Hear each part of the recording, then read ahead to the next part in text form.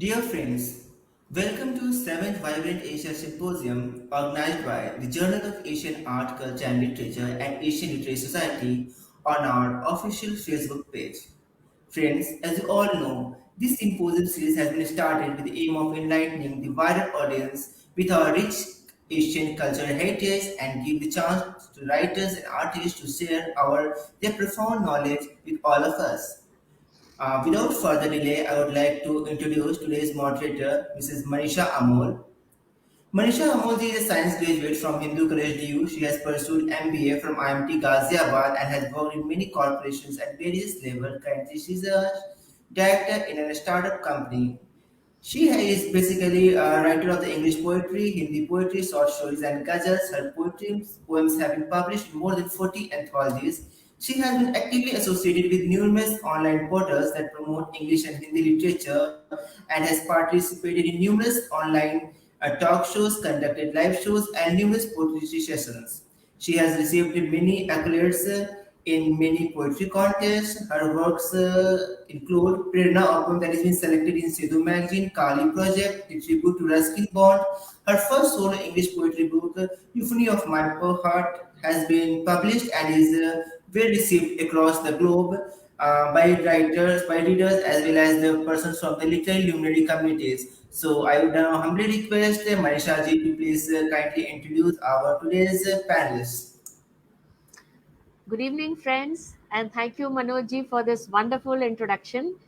And I would like to welcome each one of you who are joined us today or in the process of joining in this seventh Vibrant Asia Symposium. As Manojji has already spoken about JAACL, I would like to give a brief introduction.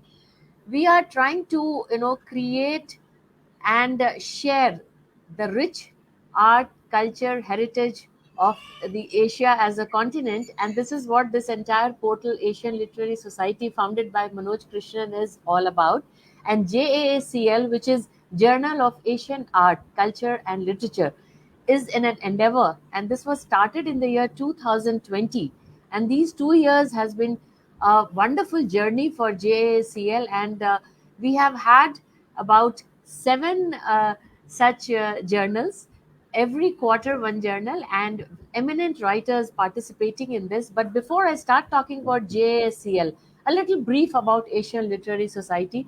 This was founded 4 years back by Manoj Krishnan ji and a wonderful team, and they are doing a great job. And it has grown so wide and so deep, I would say. Every Monday to Sunday, every week, there are so many programs happening on this platform.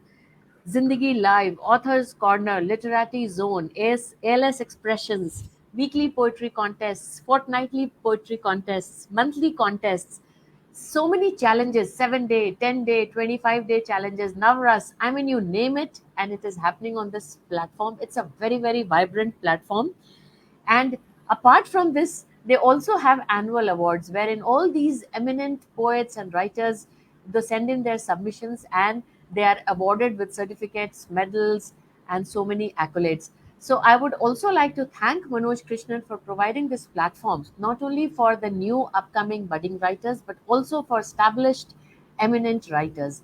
And JACL, for which we are here today evening, gives a deep insight into Asian culture. So, not taking much time now, I would like to talk about those panelists who would be joining us today evening, and they are very eminent and very prominent in their fields. And we have five of them, rather four of them, and I'm the fifth one who will be here today evening. The first one, Miss Santhini, Dr. Santhini Govindan. She will be talking about Thanka's paintings of divine beauty. So, welcome, Dr. Santhini, on the show. Our next panelist, Dr. Swasti Dhar. She'll be talking about a boy from Cambodia. How did he become a Pallava king?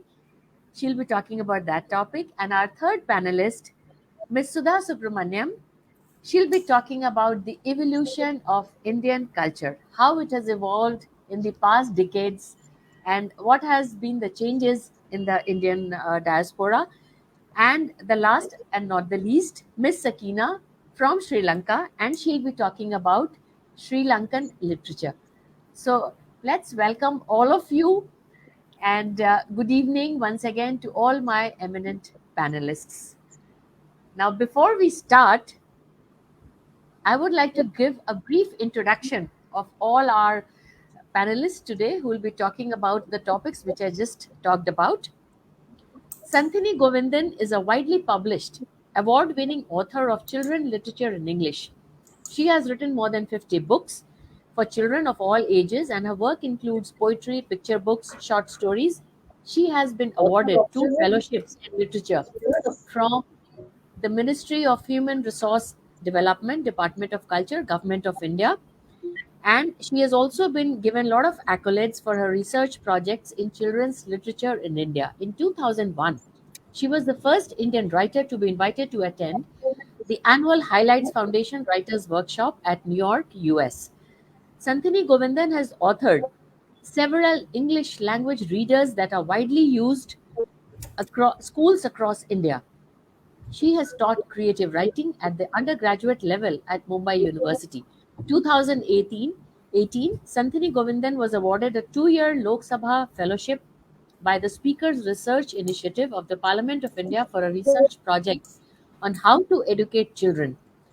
So, welcome, Dr. Santhini, on this wonderful platform. 1 minute, Manisha ji, just Sakina ji, could you please on your video?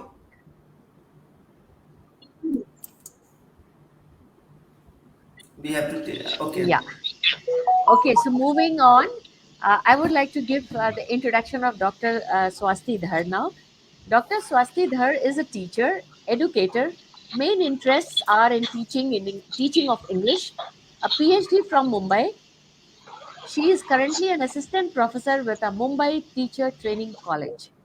As an academician, she has authored books and published 9 national, 3 international papers, and her research interests are pedagogical practices and learning styles. She's a music and history buff and blogs and runs an Instagram page for the fun of it.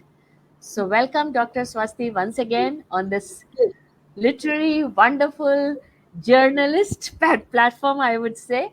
And now Thank the you. third, third panelist, Dr. Sudha Subramaniam.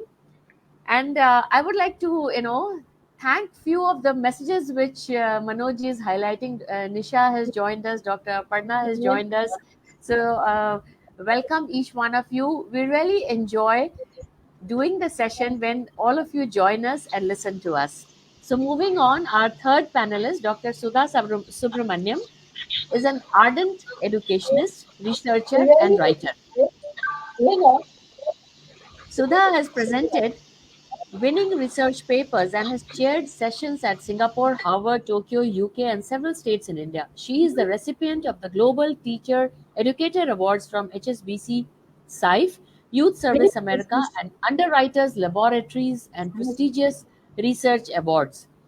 Sudha has a deep rooted passion for writing since school days, recipient of Best Poetess Award, Outstanding Student Award, College of Commerce and Economics. R.A. Poddar College. Sudha served as editor of the literary journal Quill and contributed regularly to the Indian Pen and to the several editions. In 2003, Bharatiya Vidya Bhavan published her first book of poems, The Dawn of Creation, which was selected as the best book of the fortnight.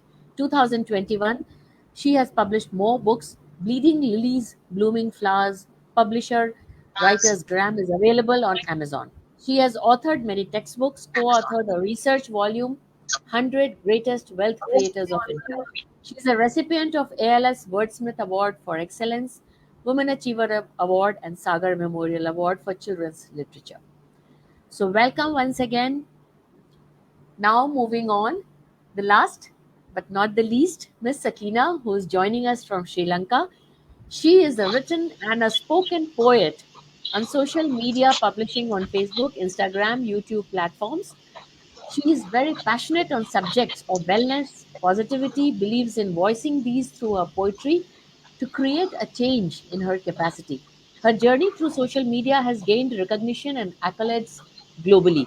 Her childhood dream of publishing a book transpires into reality very soon under the name My Poetic Place. So, welcome, Ms. Sakina, on this beautiful Thank you. platform.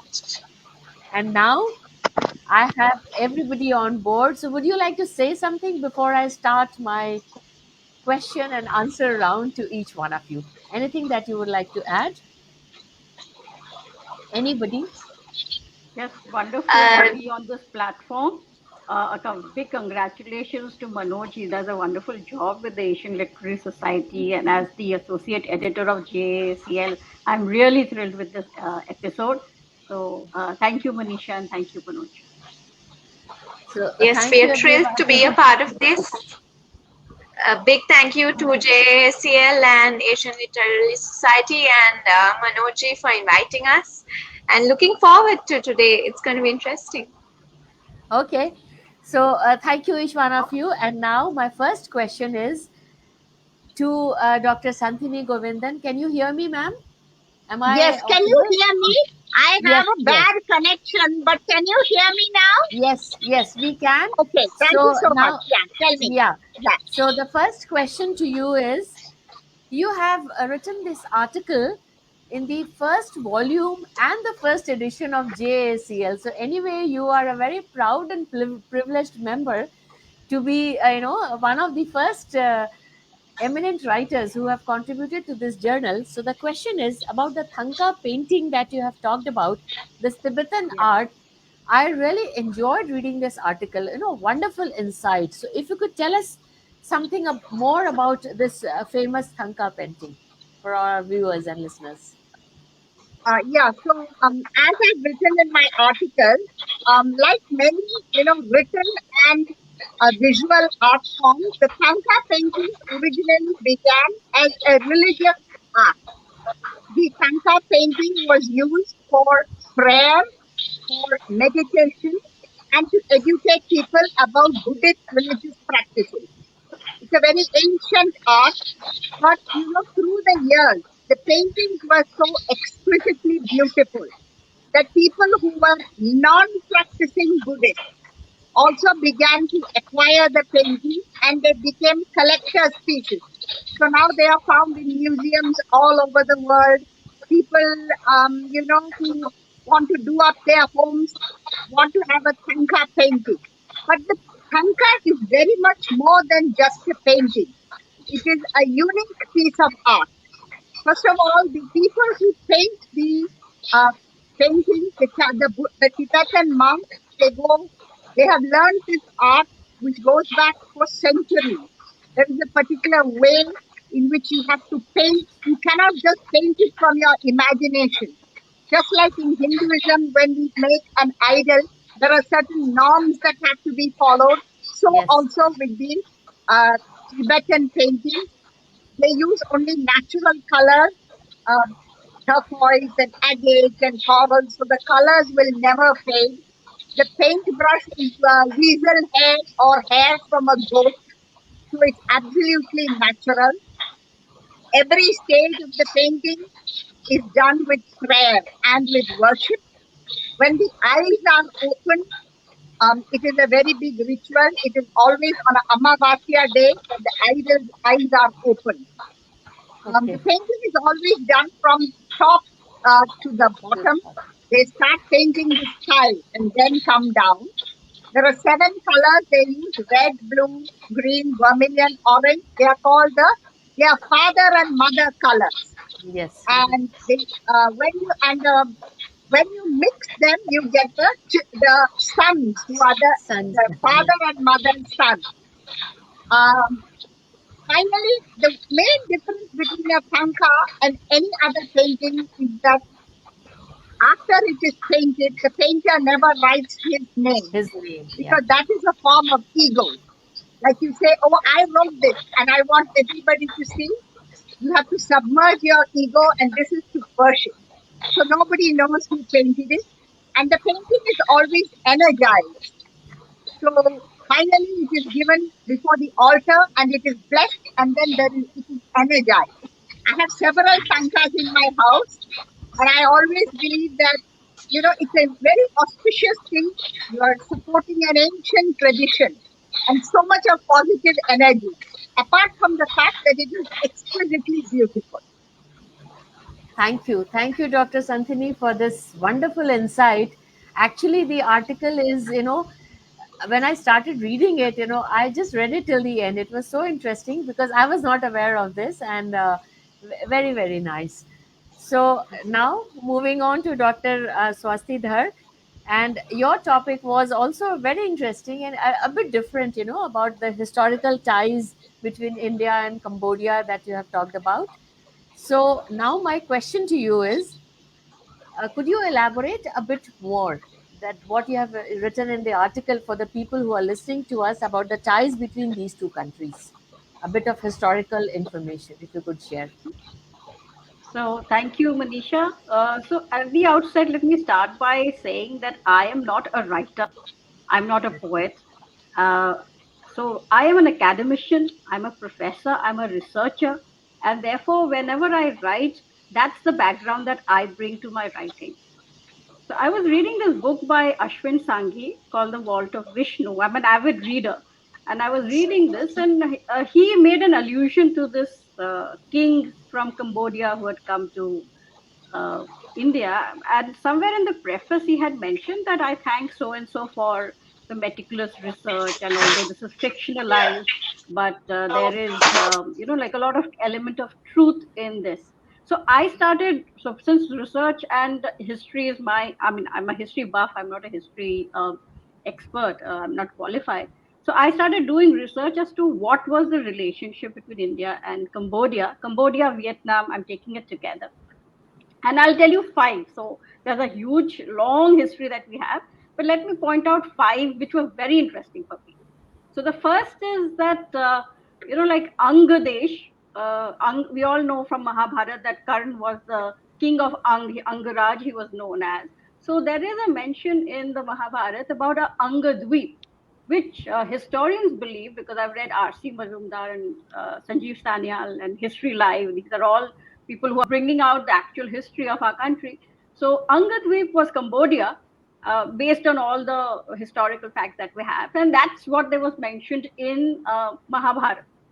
Moving on to Ashoka, which is, we have histories of Ashoka, the great Mauryan period, that's the 4th century BC, who had sent his son Mahendra to, it is presumed, Vietnam and Cambodia, although most people say he went off to China and Tibet. And so even for the sea route, they have gone. 14th century, now this is evidence with historical fact that the Champa that we call in Bihar, the Champa region, the Champa Valley, they had an entire kingdom set up in Cambodia. So they had a sister concern. So there would be kings would have 2-3 sons. So one of the sons would be sent off to another place to set up a parallel kingdom. And that's the Champ Empire, which lasted for almost 3 centuries in Cambodia, which which was from, because you have a lot of Hindu temples there, Shiva temples there. You have Hinduism being followed, and they had this thing about the Varman word being used. So that is a very Pallava thing. Again, Pallava, Cholas, Pallavas that we know about, who were there in the south of India, the great kingdoms that we had, they had this unique title of calling themselves Varman, something Varman. Okay. Yeah. So the Cambodians also followed that. Their kings were also called something Varman, and the names were very Hindu. And finally, this story that I have written about is a very well documented part about a boy from Cambodia who comes to India to become the Pallava king and one of the very well-known Pallava kings. All the things made by him are all heritage sites. So I found it to be, and in fact, recently I read that in 2020, UNESCO discovered a Shiva temple in Cambodia. My Son is the name of the place. So yes, Cambodia and India have a long history, along land routes, along sea routes, and the story stems from there. Thank you, Dr. Swasti. It was very enlightening, and I always enjoy listening to historical information. It gives a lot of insight because there's so much that has happened, and immense, knowledge is there. You just have to dig into it and get some information out of it. So thank you so much. And now I'll be inviting Dr. Sudha, our third panelist, and she'll be talking about evolution of Indian literature. So, Dr. Sudha, coming to you, could you throw some light on the major changes that we have seen in our Indian literature diaspora over a period of, 3-4 decades? So, if you could share some information on that.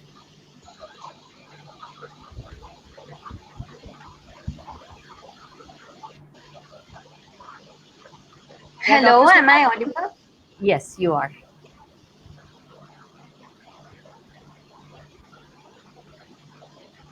Yeah, Dr. Sudha, please speak now. We can hear you. Hi.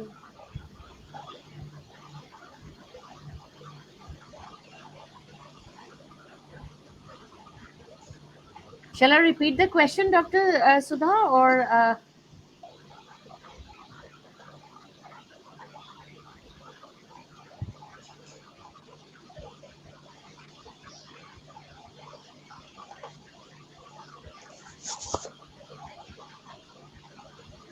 we can hear you, Dr. Sudha. Try speaking. You are audible.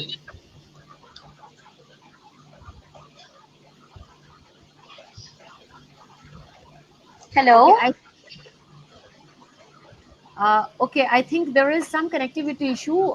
So, shall I go to the next speaker, or Dr. Sudha, can you hear me? Okay, so in the meanwhile, before we get her back onto the panel,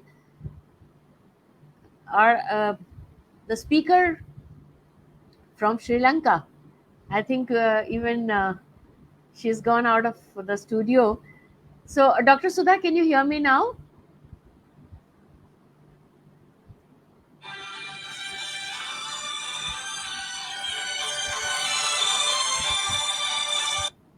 Hello. Yeah, we Yeah. can hear you, Dr. Sudha. You can speak Yes. now. Thank you so much for that question, Manisha ji. It's a great pleasure to be part of this Vibrant Symposium, Vibrant Asia Symposium. And yes, I am a teacher educator with a passion for writing. And I am so thankful for the platform provided by Asian Literary Society. Now, yes, basically, our India is such a unique country. It's a land of diversity, unity in diversity. And this diversity, the melting pot of many religions, which has led to a cultural confluence, definitely there has been a great literary confluence also. And India has been a harbinger of this literary confluence to the entire world. So we hold a mirror to the world in terms of diversity in writing. In the last few decades, a lot of change has happened right from, you see, the historical beginnings since the epic eras and the epics, and later on, the Panchatantra, Hitopadesha. We have so much. So, apart from the writings, you see, when we speak of the writers themselves, there has been so much change because at that time, writing was just the passion for writing, and maybe kings in the courts they appreciated the writing, and then there were changing times, but we do not know anything about whether there were things like royalty and what earning authors or writers had. Okay, but today that aspect is there. Moreover, yes, there has been a shift in reading habits because today, over the decades, when we have got become technologically lots of prowess, so there are a number of online writing platforms which give people a lot of opportunity to showcase their talent. And we have publishing houses who accept manuscripts. There are print magazines. There's apart from the printing of stories, there are many online uh, platforms today, and streaming Yes. services which have led to more Indian books, which have got adapted into movies and TV shows. Now we have literary awards, of course, and this is also a sea change because there has been the introduction of more literary awards. So Rabindranath Tagore is the one writer who bagged the Nobel Prize for Literature. Then, apart from the World Awards, we have literary awards like the JCB Prize for Literature, the TSC Prize for South Asian Literature, and yes, we can explore much more because it's a very happening stage. There's something which is contemporary Indian literature today and on a global platform. So the platform is global, and this literary landscape has definitely you see leveraged on social media. Social media has been a springing block, and we can just as we are talking here today, so there is a lot of new talent being promoted. And while the internet has evolved, so along the timeline, if you see initially the oral transmission, and when you have Sanskrit literature, the literature of the Rig Veda, you have right from 1500 to 1200 BC. And later on, when we span the decades, then we do have, writers like Patnaik who have contributed so much in terms of epitomizing these very epics, like whether it is a character like Draupadi, the epic of the Ramayana, Mahabharata, specific aspects of it, which he has showcased in his writings, contemporary writings. And Devdutt Patnaik does have a very good reading. So classical Sanskrit literature, which evolved and developed over the centuries, the first few centuries of the first millennium. So also Tamil Sangam literature, the Pali, and when we speak of medieval period, then Kannada, Telugu, and so we have so much diversity, whether it's Marathi, Gujarati, Assamese, Odia, Bengali, Maithili, and thereafter the dialects, you see. So Urdu and Persian also, there are excellent dialects, and Bengali, of course. So which even started with a group forming there out there in Calcutta, and which also spearheaded some of the initial English groups. So we have the Sahitya Academy Fellowship today, and I'm sure Santini ji can throw a lot of light about the Sahitya Academy and all that they have. So the Gyanpith Awards, which again you see whether it's Hindi, Kannada, Bengali, Malayalam, Odia, Gujarati, Marathi, Telugu, Assamese, Tamil, Sanskrit, we do have the Gyanpith awardees. And when we speak again of the timeline, in terms of analyzing whether it's children's literature, contemporary literature, then you see over the decades been a lot of change in initially the moral stories based on certain morals and values. Today, there are even children's writers who are presenting stories based on, you see, certain historical facts, certain emotional aspects, gender issues, disabilities, physical and mental health, so partition, and the aspect of the humanitarian mindset and the need to understand that the color, red, the color of blood runs within all of us. So eliminating racial discrimination. So there are such stories today which represent all the happening sagas. So even if like there have been books written now about the pandemic, about the how during the initial first wave, we had all those migrant workers, and I believe there's a movie also coming about that. So we have now got certain publishers who not only enable publication on online platforms, but like for example, Duckbill Books, and they have been acquired by Penguin Random House, and they also make it a point to publish books in languages like Surajpuri, Gondi, Pawari. The Pratham who started Story Weaver. So Penguin also, once the books are published, then there are several online portals who also go on to the various series which are there, whether it is we have got several channels, and they are even going to make a story of Midnight's Children. It's going to be made into a serial. So all this is happening now. We have literary festivals. So in the past few decades, there has been a lot of change because there are increasing literary festivals happening. So even Tata's, they do have their regular literary fest, which happens in Mumbai, and it is online also now. Similarly, we have literary fest for children, and we have like Neve, Bukaru, Peak. We have got Facebook and Instagram, where also there are certain online platforms which are thriving a lot and which are garnering people together, and Thank you. there are discussions happening. So yes, it's become Yes. very vibrant. You have Wattpad, which is a Canadian enterprise which came to India in 2018, and they too collaborated with Penguin. And so you see that even Penguin has the publishers have also, certain publishers, they have capitalized, or you can say they have moved with the changing times.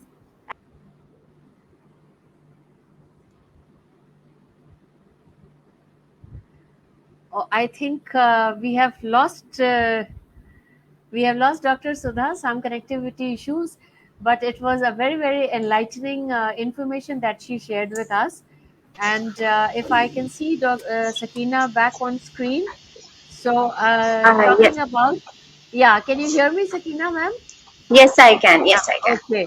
So talking about Sri Lankan literature, my question to you is, if you could share the significance of short stories or poems, how it has affected Sri Lankan literature, and if you have written any poem, if you could recite one of yours, that would also be nice.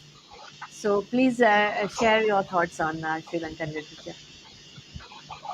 Okay.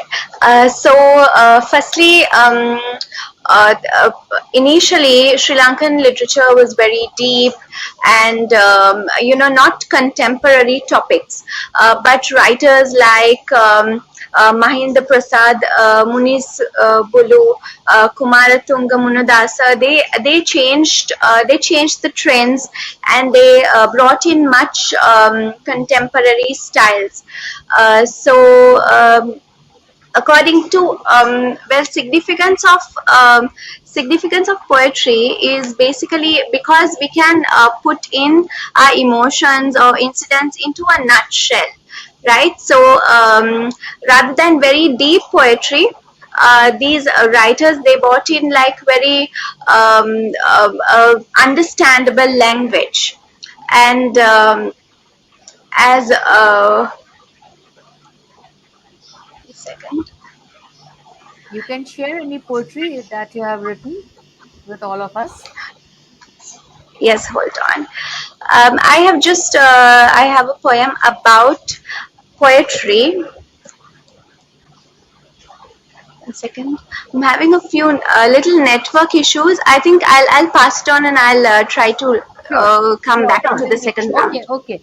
So in the Okay, okay. meanwhile, now it is my turn to talk, and though I'm the host today, so I have the privilege of sharing a poetry, little different from what my other panelists have been sharing with you viewers. So just to break the serious discussions that we have been having, I'll be sharing a poem which I wrote, and it is one of the winning poems. I got a first prize in Asian Literary Society weekly poetry competition. So I feel very proud and privileged to share this poetry with each one of you.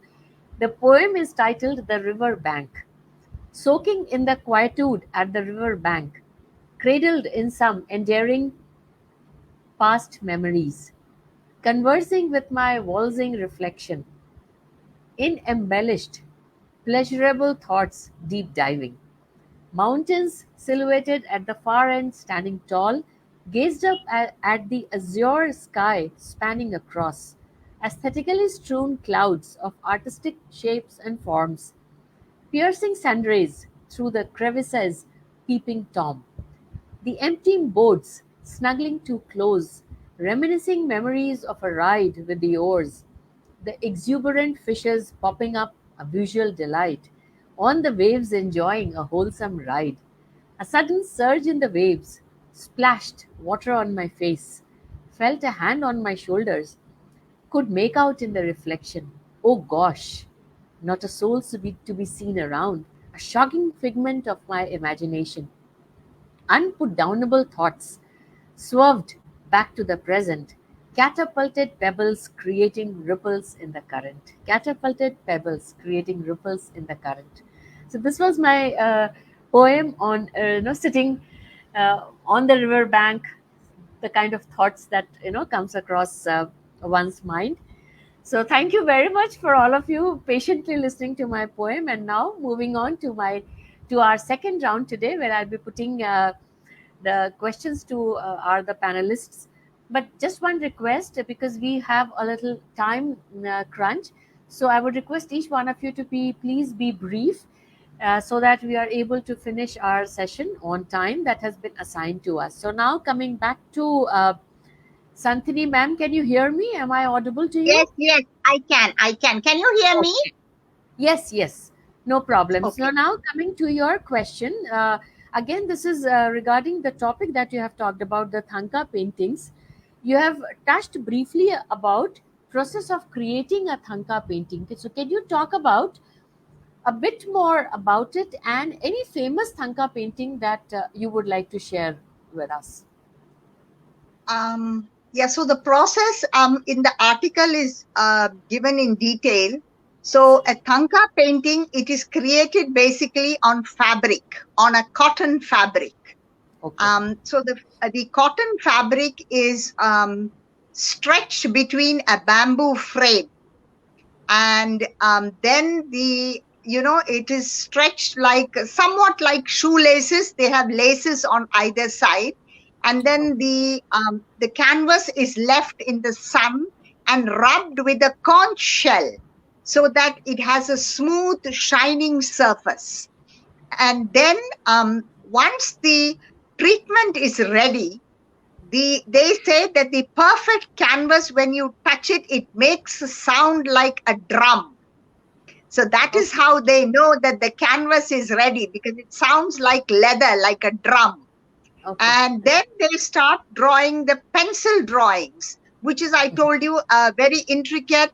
Only people who have been masters, who have trained for many, many years, have the knowledge. You can't just draw as you like. There are certain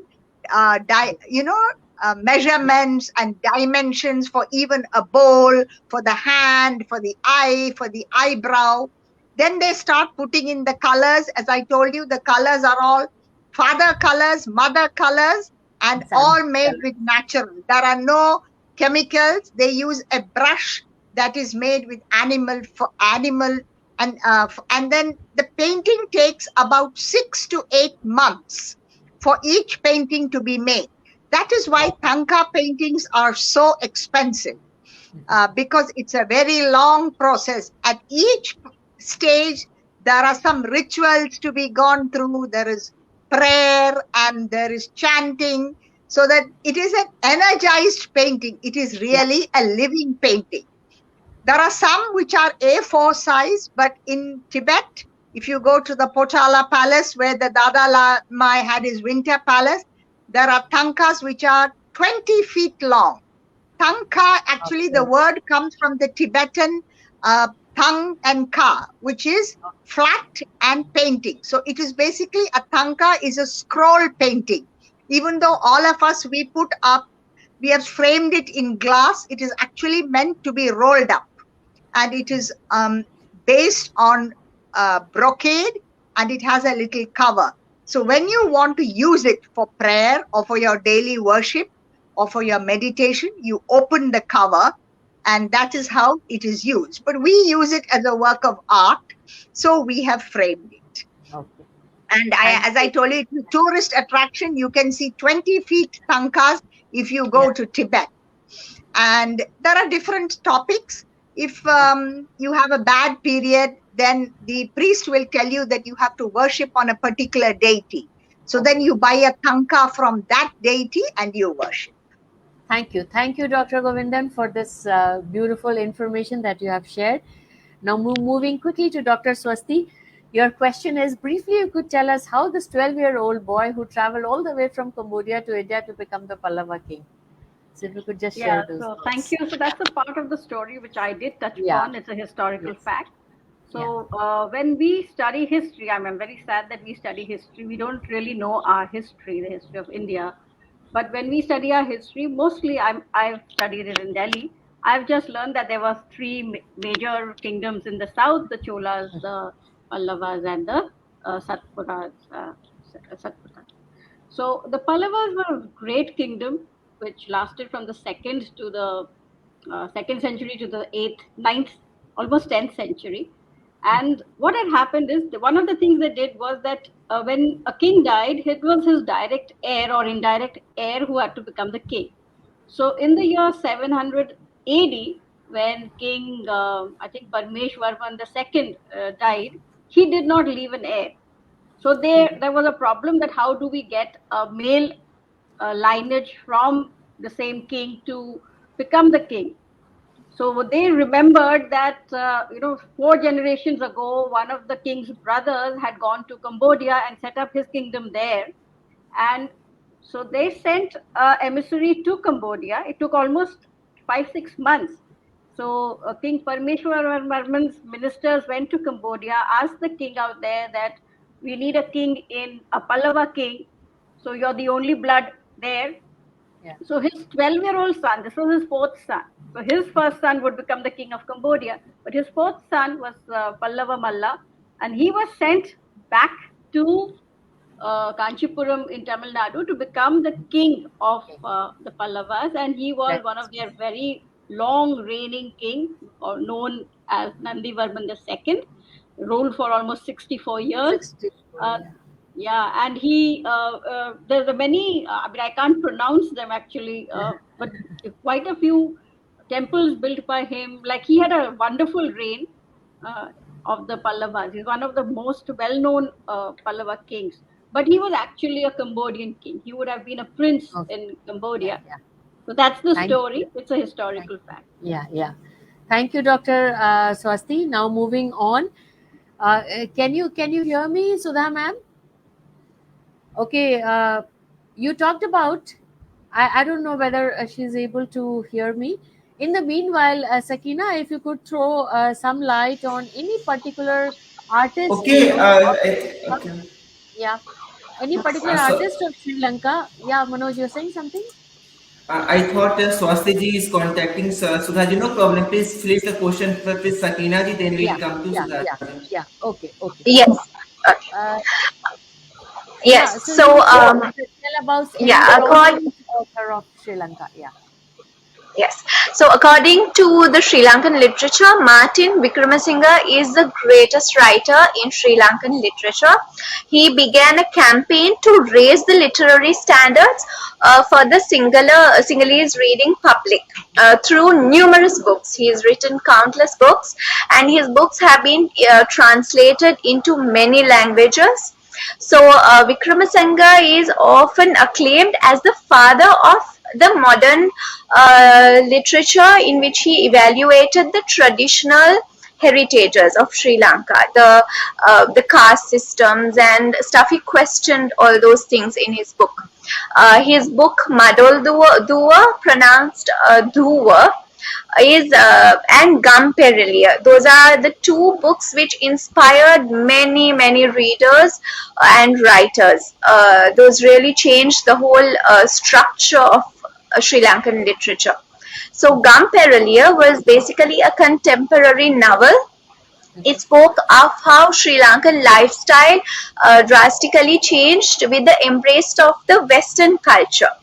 And it was made into a film by the renowned Sri Lankan director, Dr. Lester James Peris, and it was internationally acclaimed, and was a movie showing the differences of castes with a heartbreaking love angle, and shows how the Walau system is the up country and low caste, and that system, how it was demolished, which now it's much less. And Madol Duwa is a young adult adventure story like Famous Five. There two teens leave their houses and live in an island. So Madol Duwa as well was turned into a movie and a television series. When it comes to poetry, Kumaratunga Munadasa is counted as one of the best in the modern era. Before his time, it was like very deep poetry, and many people couldn't understand. So he changed it into the contemporary trend. So I had written a poem about poetry that I was going to recite. Yes. So when I started out, I felt like poetry was dying art, so many people didn't connect with it, until I came across the kind of, my kind of people who spoke that language. So that's when I had written this quite a while back. Poetry dead, poetry lives. Poetry, they say, outdated. I reply, poetry lives in love and emotions, heartbreaks and tears. Poetry lives in inspirations, experiences and motivation. Poetry lives in the serenity and peace in nature. Poetry lives in romance, the blushing cheeks and lustful eyes. In proposals and rejections, poetry lives in the hearts, in the unexpressed feelings. Poetry lives, I said, and will do so till there will be alive love, hate, purpose, and Mother Nature. So, thank you. Thank you. Thank you. Beautiful poem, Sakina. And now Thank the you so last much. but not yeah, thank you. Last but not the least, Dr. Sudha, my second question to you is: what are the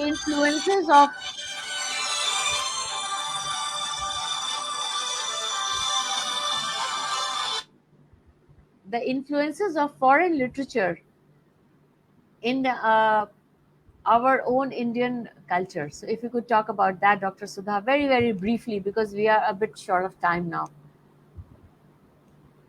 Yes, Dr. Yes. Sudha, we can hear you. Yeah, please speak up. Yeah. Thank you so much for stressing on that aspect of whether English literature, I mean, whether any foreign language, has influenced us, any other country. And yes, definitely. We have had people from so many parts of the world coming here. So we have had the, Persians here, we have the Portuguese, Spaniards, and everyone has left an impact. And there has been a lot of intermingling and a lot of evolution through time, and we have been colonized for 200 years. So yes, a lot of English impact has come, because even our medium of education, English.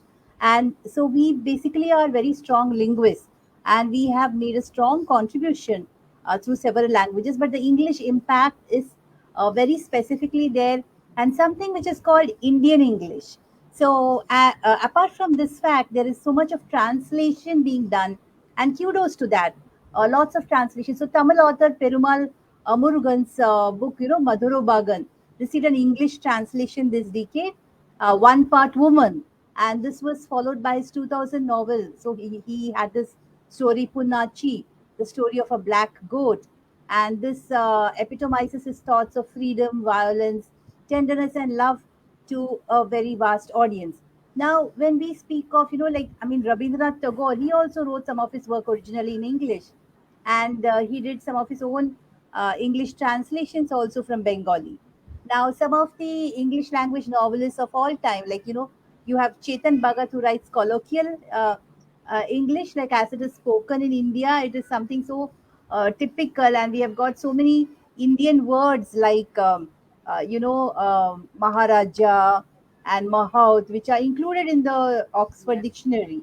So Yeah. Manjari Prabhu, Ashok Bankar, and we have writers in English of Indian origin from across the world. So there is this young girl who's written about thinking through Gandhi, then R.K. Narayan, Salman Rushdie, Arundhati Roy, Vikram Seth.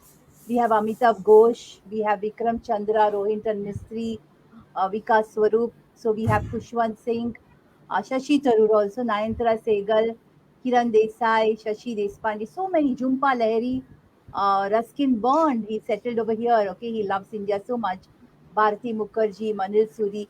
And way back in 1950s, see Calcutta, in Calcutta, we had the poet and essayist P. Lal, who advocated to and published Indian writing in English. So in fact, his press was the first to publish Pritish Nandi, Sasti Brata, and today, as you see along the timeline, Indian poetry in English, it has, like, you have Dom Morris, who won the Hawthornden Prize at the age of 19 for his first book of poems, A Beginning. And then we have the Anglo-Indian Nissim Ezekiel, who founded the Indian Pen.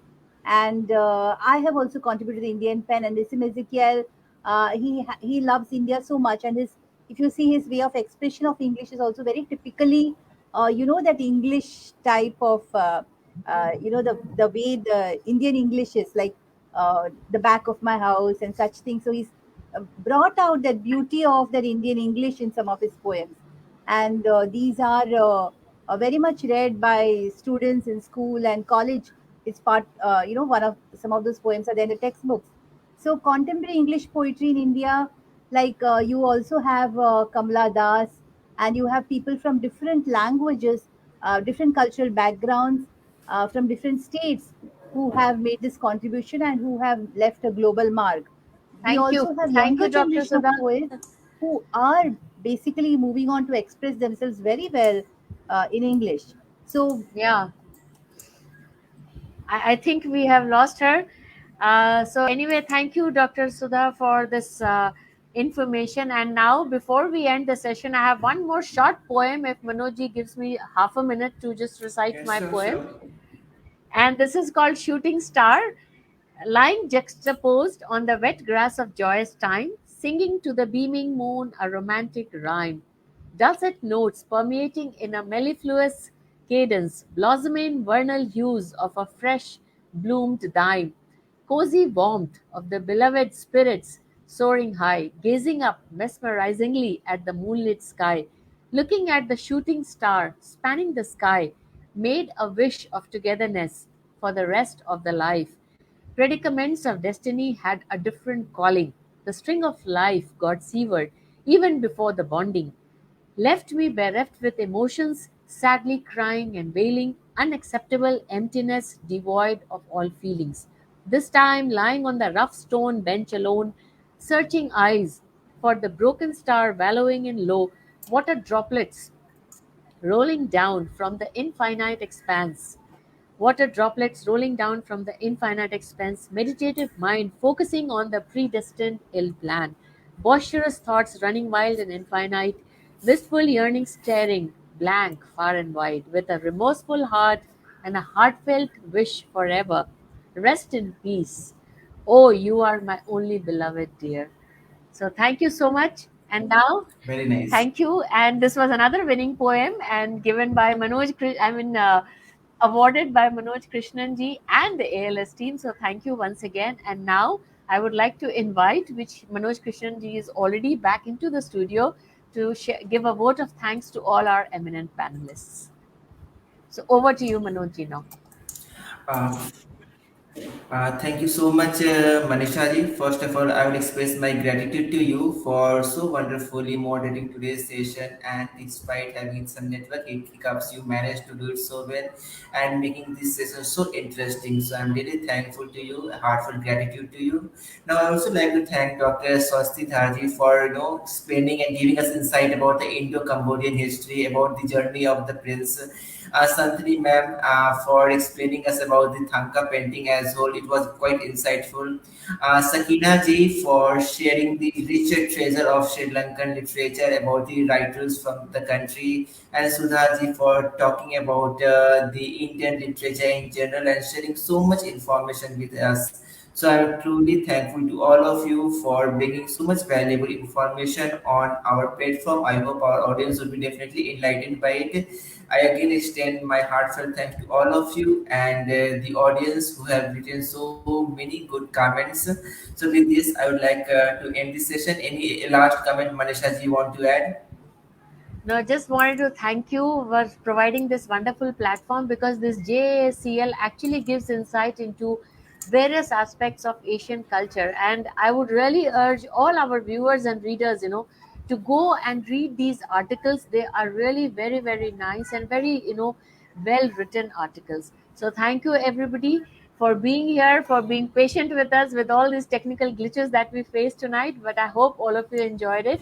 So good night, everybody, and thank you, and see you soon with our next JACL session. thank So thank you. you. Thank you. Thank you. Thank you Okay, so bye. Thank you, much. everyone.